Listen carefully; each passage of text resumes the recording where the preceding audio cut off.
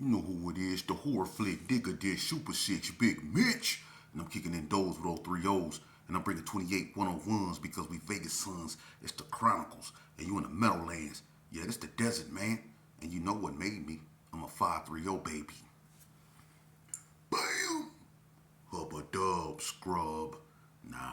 Welcome to Vegas Chronicles with the host, Super 6 Big Mitch. And today, like yesterday and the day before yesterday, we do what we do.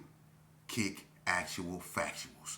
We keep it raw and cut, no additives, no preservatives. Raw and uncut. But today, like any other day, we gonna get right up into it. Shout out to everybody that support my small platform, man. Without you, truly, there's no me. For real. Everybody that's been rocking with me, taking notice of the stories that I be bringing forth from Vegas. You know what I mean, man? I'm humble, man. I never even thought I'd get this far, man, and it's all because of the people that interact with me, man. I really honor that, man, and that means a lot to me. Thank y'all. Um, you know, I answer questions. I try to be engaging with my audience and let them have they say and try to answer their questions the best as I can. Um, Someone asked me about Delmonico and what is the dust. I covered Delmonico on the BTDs in my last video, but Delmonico is one of the oldest Crip gangs in Las Vegas. Right around, the GQ era, War Baby era, State Playboy era, all that, the BTDs was right there. And the BTDs, are a very well known neighborhood in Las Vegas, one of the most known, the Dust. And they got a lot of people with well known names that come up out of Delmonico, such as the Macklemore family, and the Swansons, that's another family up over there, the Culversons. They got a bunch of noble families, just to name a few. And you got individuals up there like Stacy, you know what I mean, Tony, Swanson, Big Glenn, Seldom Slim, June, what I mean. It's a bunch of Delmonico boys, TT, Zeke, it's a bunch of cats up over there that was with that life, but Delmonico, ain't big as it used to be. The older generation, it was more of them than it is the newer generation. But, the newer generation, they're a bunch of good kids up over there, man. They just need to be guided right. Salute to Delmonico. That's like family to me, you know what I mean? I love all, the youngsters up out there, man. I don't care where you from. Because when we all, take our clothes off, get in the shower, and wash our flesh, we the same color, basically. And, them is my people, just like where I come from is my people. Them my people, man. And Delmonico, it's like the uncles, brothers, cousins of the Donna Streets. A lot of them have real close family relations. So, if Delmonico go, Donna go. If Donna go, Delmonico go. They move in unison. They always have. But yeah, Delmonico is located off Martin Luther King and Cary, and you can always find, Delmonico, they in their neighborhood and chilling. But moving on. Another person, and I think this guy from Donna Street, I don't know. You said that Donna Street ran the North. I don't make videos to argue about that type of stuff because to me it has no bearing on what I'm trying to do.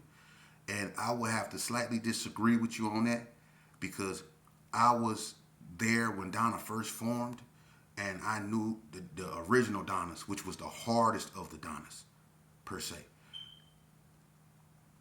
When it came to Crippin', like I said, they had the biggest impact. See, when Donna came out, the only Crip gangs that could really cause Donna any problems at that time were the 6-0s, and that was because the 6-0s was seasoned. The NTGs was just coming into their own just like they were. There were no such thing when Donna came out at first, as ABMs. It was no such thing as that, or Diana Street, or Hard Time Hustler, or any of that stuff. Ellis Street, it was none of that. It was just White Street and Donna Street. And someone asked me, did Donna Street get their name from White Street? White Street existed and was known before Donna Street Crips came out. But White Street really wasn't known as a gang back then.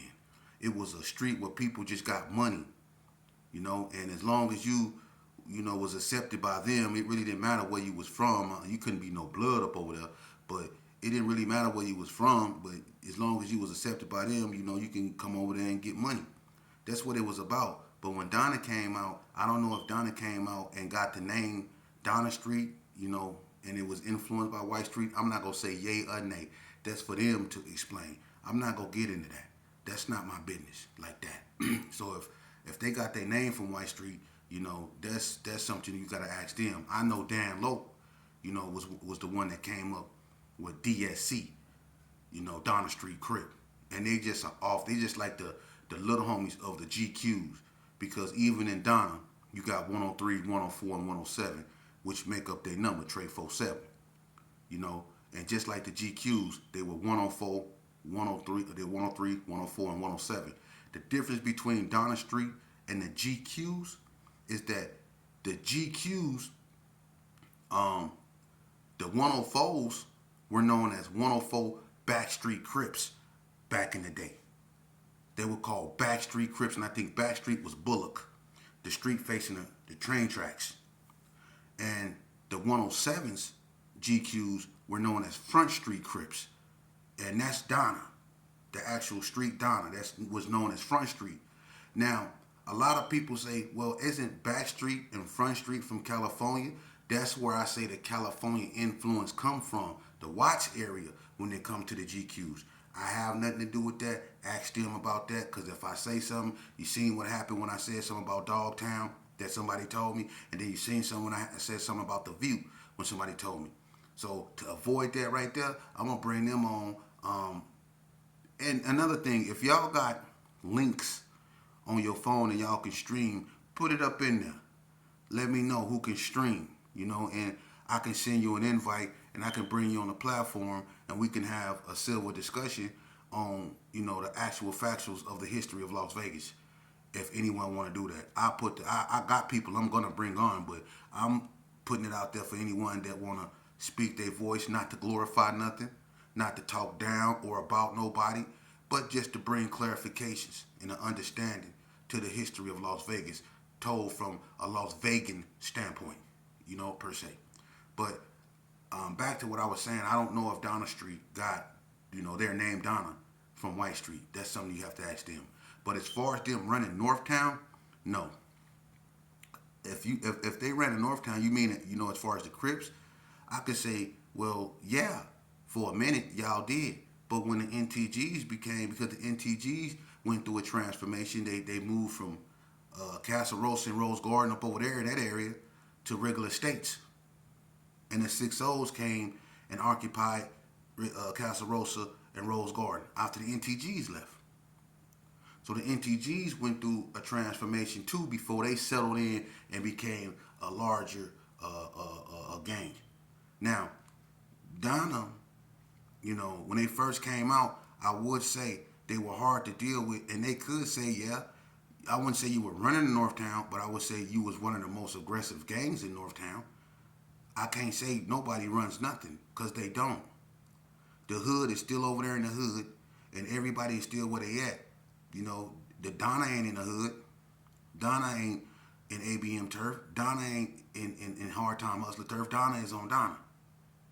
So to say they run anything, people go contest that, man. Because the NTGs, when the Donnas and the Gersons fell out, that was horrible. You had the two biggest gangs going at each other. And there was a lot of back and forth with that. But let's be honest. It's, horrendous as that war was. I want to ask anybody out there that was really out there in their life. Am I lying about this? As bad as the Donna Streets and the Gershon war was, do y'all think it was worse than the NTGs versus the Gershon over the Do-Wrong incident? Do y'all think that was worse than the Gershons and the Donnas? Because the NTGs showed out. For real. So I can't say that, man, and I'm not going to say that. It's all stupid. It's all stupidity. So to say Donna run something, man, that's inciting stuff. Donna did Donna, but at the same time, Donna suffered from what all the other gangs suffer from too. self-destruction.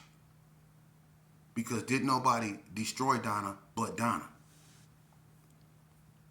Donna destroyed Donna. Just like the Gershon destroyed the Gershon. And everybody else, they destroyed themselves. The 6 O's destroyed the 6 O's. Everybody destroyed everybody. They destroyed their own selves. So I don't buy that. You know, no disrespect to no one, but there's no such thing as nobody running nothing. For real. No, not at all. Moving along. Somebody asked me, what's my problem? I don't want to talk about Reno, man. What's my problem with Reno? Reno. Look, man. I don't. Reno suck. I'm going to be honest with you. Look, man. Whenever you allow, you know, and I'm gonna be honest with you. I'm going to just tell you what Vegas and Reno went wrong. Okay? They went wrong back in 90, 94, 95. Okay? And it involved Gangsta Rob and a guy named Big Zoe. He was from Oakland, 415. But he ran a Reno car. He ran an Oakland car and he ran a Reno car.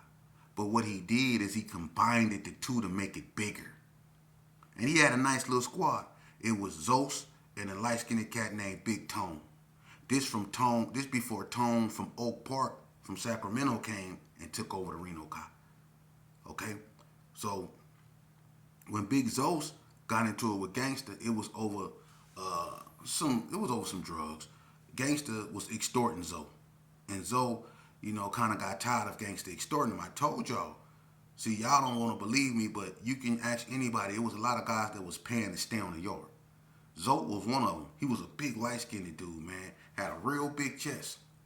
You know, loved to bully, you know, the Reno boys. You know, he was the type of dude that'll throw his dukes up when somebody trying to play pool, and, you know, the person that's playing pool, he'll punch him in the chest real hard, you know what I mean? He was one of those type of dudes that used his weight to bully his homeboys. But, you know, he played real rough. Like, he was actually hitting them dudes and trying to hurt them dudes. Just for nothing, man. He was a bully. So Gangsta started bullying him, you know? And what ended up happening is he called himself trying to stand up to Gangsta, and Gangsta gave him 3 hours to have what he wanted. And so he told Gangsta he wasn't going to give him nothing. So everybody started grouping up with the expectation of something happening on the yard, right? Well, what ended up happening is the people that he thought was going to ride with him, you know, the Gershons started beating them up. The Reno boys started beating them up. And when he seen that they wasn't going to be no good and no help, he had to bow down. He had to come to Gangsta and give him what he wanted just to stay on the yard, you know? But the fact that Reno had the audacity to side with Oakland over Las Vegas, that's what I was saying. You know? And they always did that. I'm going to show you something. Vegas Chronicles. I remember an incident that took place. This was in sort of like 2010, 2009. What happened was Pokey P from 6 O's came up to NNCC to go to court. He was trying to get out. He had his case in court. So he had a court hearing. He came up to NNCC. You had Lil 6 O Dre. He was on the yard. Dre loved to play basketball, but Dre hot-headed. Dre loved to call people the B word on the basketball court. You know, he was real hot-headed, real skinny dude, short. You know, I think he believes, but he's known 6 O. But anyway, on this day, he get into it with this cat named Red from Bounty Hunter. Right? Now, Red, kind of hot-headed too. You know, he had an ego. You know, he thought that he was a bounty hunter, wasn't nothing harder than him on the yard. You know what I'm saying? He wasn't rocking with nobody. Everybody wanted a pure blood like him because he from the Nickersons and all this old stuff, man. He had a cold chip on his shoulder. But he used to see me hang with this cat named Rick Rock from Harlem 30s. Rick Rock was cool. He was laid back, dark-skinned, long plaits. Didn't get into nothing. Cool dude. Didn't care where you was from. Easy to have a conversation with. You could tell he was just laid back. But anyway, Red and Dre on the basketball court. They playing basketball. I guess Red fouled Dre. You know, Dre a little dude. So Dre got mad. Dre got the ball back, went back down court, scored on Red kind of out of line, took him to the hoop. Look, dude did right, and then when he took him to the hoop, he said something to Red, and Red called him the B word. And Dre used to using that word. So when he called Dre the B word, Dre called him about 10 of them. So now Red want to fight because he just called him too many BITCHs. So Dre, he get mad, he leave. Red stay on the basketball court. Red say, when I get through playing basketball, I'm gonna knock you out. He was like, you ain't gonna do nothing to me on 6-0, you ain't gonna do nothing to me. But he shouldn't have never said he was gonna knock that youngster out and just stay on the basketball court. But I told you how arrogant he was, right? Yeah. Anyway, so Dre go get Poke, right? Poke stayed in Unit 2. Dre stayed in Unit 4, right? So after a while, Red come out the unit. He decided he go confront Dre. Dre stayed in Unit 4. So he go around the unit, but he didn't know Dre went and got Pokey P. So when Red went around the unit looking for Dre wasn't even in the unit. Dre was in front of Unit 2 waiting on Poke to come out the unit. And they do 30-minute door calls over there, except in Unit 4. Because Unit 4 was the PI unit. So they stayed out all day. But every other unit had to do a 30-minute door call. So he had to wait on the door to open. And when the door opened and Poke came out, they went around to Dre unit. And when they went around to the unit, Red from Bounty Hunter went and got Rick Rock from 30s. But he also went to the leader of the Reno Kai, which was a dude named Q. He from Sacramento. He was running the Reno Kai at this time. And he told him what happened. And he said it might be some drama because I'm finna get at this cat Drake. He called me the B word on the basketball court. Q, he, at that moment, this is what I'm trying to tell y'all. Now, he running the Reno boys, but he from Cali. So when he go to Q for help, Q kind of like grudgingly came outside and was standing there trying to figure out what's going on. Everything is too late now. Poke done hit the corner. So when they see Pokey P coming, Red tried to walk up and defuse the situation before it went any further. Tried to talk to Poke saying, it was just a misunderstanding or whatever. But as they was walking up, Dre said, yeah, who the BITCH now? Who the BITCH now? So Poke was like, this who you talking about? One thing about Pokey P, this cat right here, he got the coldest walk in the world, right? But he real quiet. And you would think that he a laid back dude. But see, he turn on like that. And when he said, is this the one you talking about? He said, yeah. And Red was like, hey, Poke, look, man, your homeboy. And he was trying to like tell Pokey P what was going on with him and Dre. And he was trying to explain. And he wasn't watching as Pokey P was walking up on him. He didn't know Pokey didn't come to talk. When Poke got up in the striking distance to him, he hit him with a 3-piece. Boom, boom, boom. I mean, look. And when Rick Rock said, hold on, and tried to jump in and break it up, Dre had a banger. Dre started sticking Rick Rock. Yank, yank, yank. I mean, stuck him up. Guess what Q did? The leader of the Reno boys. Guess what he did? And you can Red from Bounty Hunters, if you out there, Rick Rock from 30s, if you out there, if y'all ever see this video, put it in the chat on my line. The boy Q, the Reno leader, when they did that, when he sat right there and watched Poke take off on Red and Rick Rock try to break it up and Dre started blasting Rick Rock, you know what he did? He ran in the unit. He ran in the unit like he was going to get something. But when he came back, he didn't even come outside. You know what he did? He peeped outside the door like this.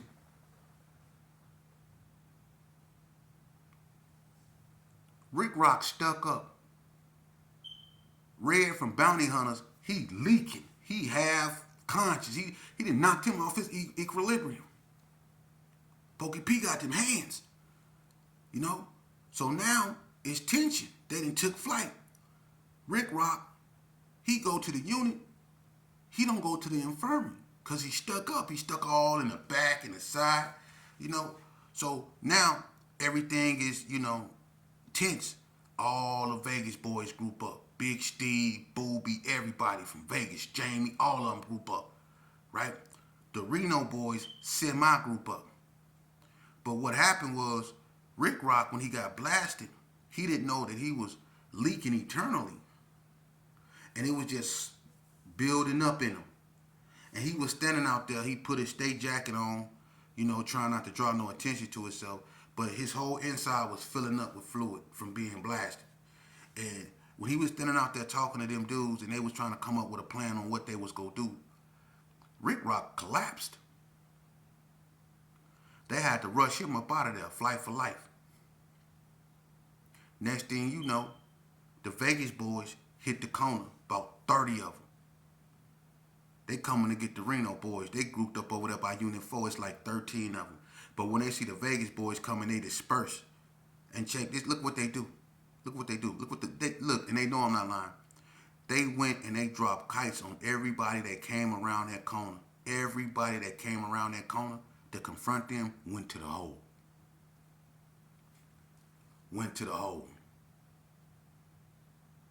Every last person that came around that corner to confront them Reno cats went to the hole. And most of them didn't come back to the yard. So when you ask me what's my issue with Reno, don't ask just me. Ask Red from Bounty Hunters his issue with Reno and how they left them hanging. They left them hanging. They stuck Rick Rock up. And the Reno boys ain't do nothing. When they came out, when they locked the yard down because it was a sticking, so they had to do the investigation. But after we came off lockdown, and they locked all the Vegas boys up, mostly all of them. The ones that didn't participate was still on the yard. It was some Vegas boys. Reno didn't do nothing. Reno didn't do nothing. And that's why when Tone from Oak Park came on the yard, he took over from Q. He actually took over from Q.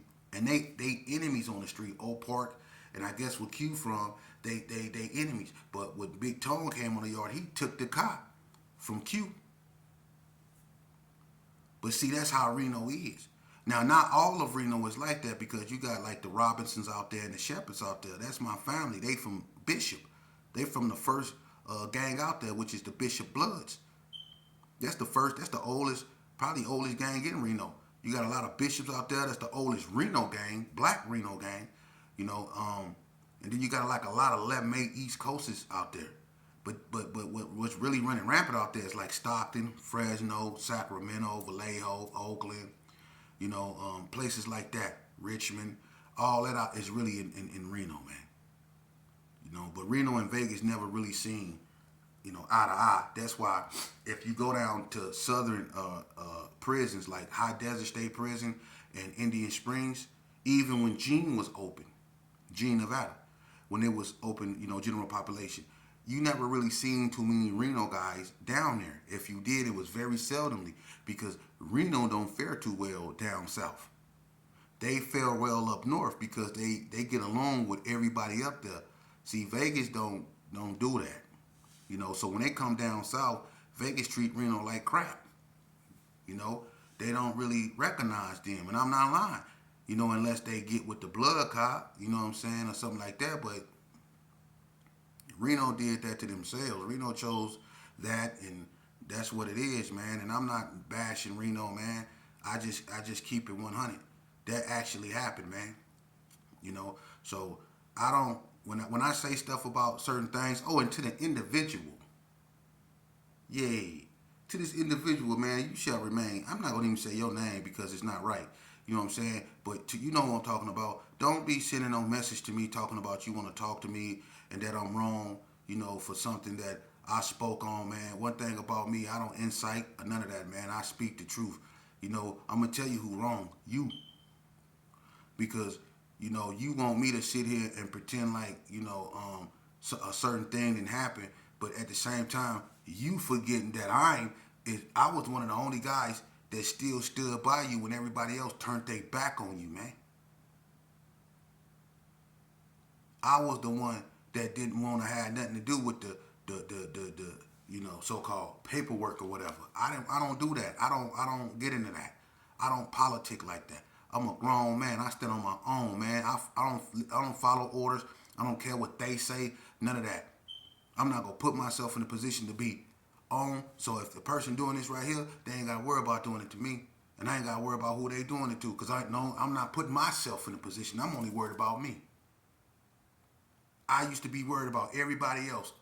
I used to go out my comfort zone because something happened to somebody else, and I put my freedom and my life on the line for something that I ain't even had nothing to do with.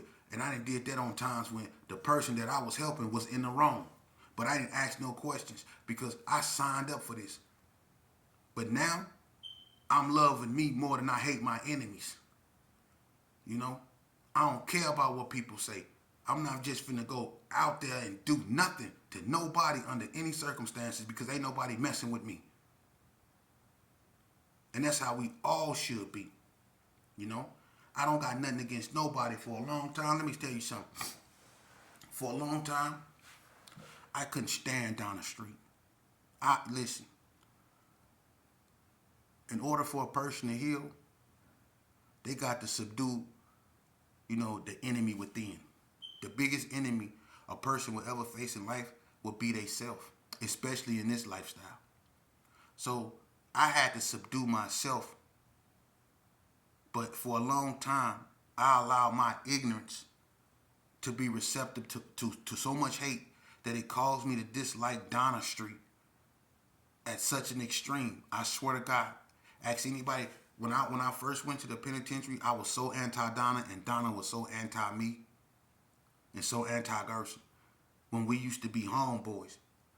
But I did years and years warring with these dudes and hearing about what was going on the streets. And I felt good about what I did for a long time. I did. I thought I did something right, but that just shows you how perverted my thinking was. I had to mentally mature.